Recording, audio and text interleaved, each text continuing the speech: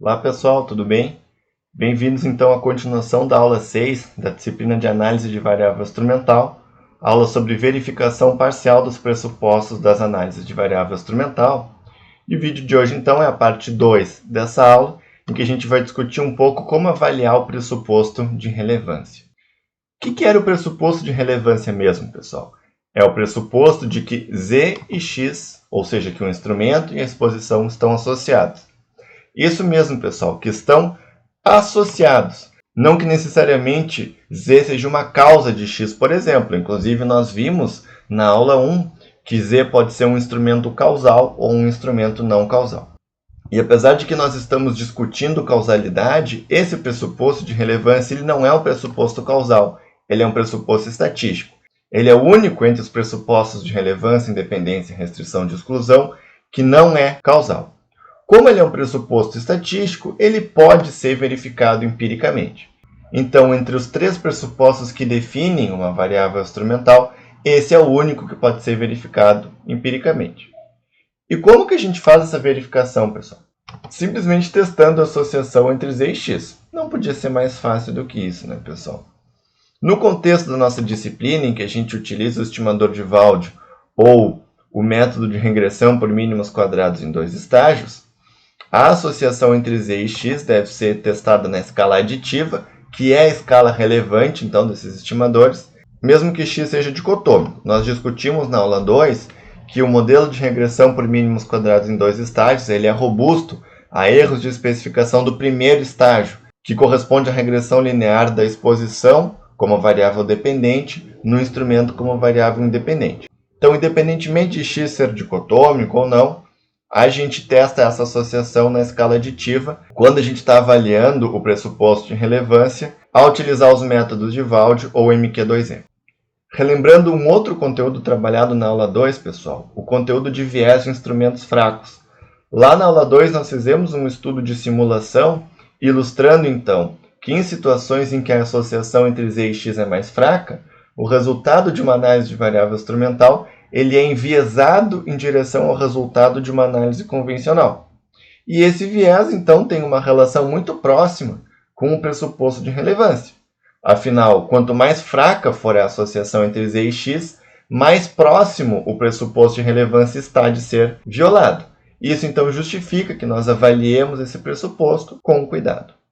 E o que nós vimos, então, lá na aula 2, pessoal? Que não basta Z e X estarem associados, eles devem estar fortemente associados. Do contrário, a nossa estimativa é sujeita a viés de instrumentos fracos. E talvez a grande pergunta seja, tá, mas o quão forte é forte o suficiente?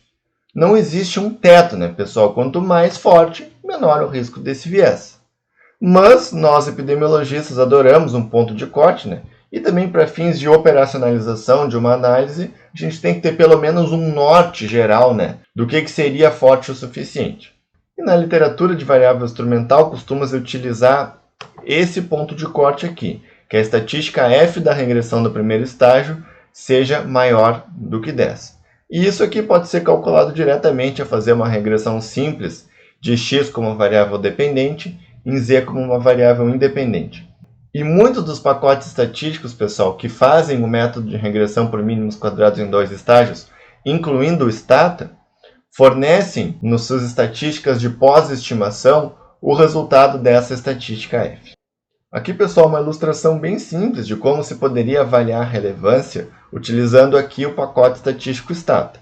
Então, nós estamos fazendo aqui nesse comando uma regressão linear de X em Z e olhamos aqui para a estatística F dessa regressão, vemos que ela é maior que 10. Então, se nós formos utilizar o critério descrito no slide anterior, né, de que F tem que ser pelo menos 10, nós concluiríamos que Z é um instrumento suficientemente forte. Se F fosse maior que 20, seria ainda melhor? Sim, seria ainda melhor. Se F fosse maior que 30, seria ainda melhor? Sim, seria ainda melhor. Mas costuma-se utilizar esse critério de F maior que 10 como um ponto de corte. Nós podemos, então, pessoal, quantificar ou avaliar quantitativamente o pressuposto de relevância com base, então, na estatística F, que quantifica a força de associação estatística entre o instrumento e a exposição. E a estatística F, então, vai ser influenciada por fatores que aumentam a força de associação como o coeficiente da associação entre x e z, pensando, por exemplo, que z seja dicotômico. Quanto maior for a diferença de média de x entre os grupos z igual a 0 e z igual a 1, maior vai ser a nossa estatística F.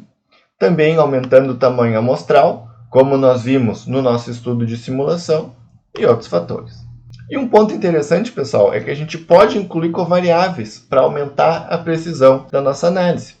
Mas, quando a gente faz isso, pessoal, é muito importante a gente ter cuidado para não violar outros pressupostos ao incluir essas outras covariáveis. Essa inclusão de covariáveis para aumentar a precisão é uma coisa que a gente tem que ter muito cuidado, pessoal. E eu realmente recomendo que vocês só façam isso se vocês souberem bem o que vocês estão fazendo. Bom, o vídeo de hoje fica por aqui. Espero que tenha ficado claro o conteúdo. Nos vemos então na continuação da aula 6. Até lá!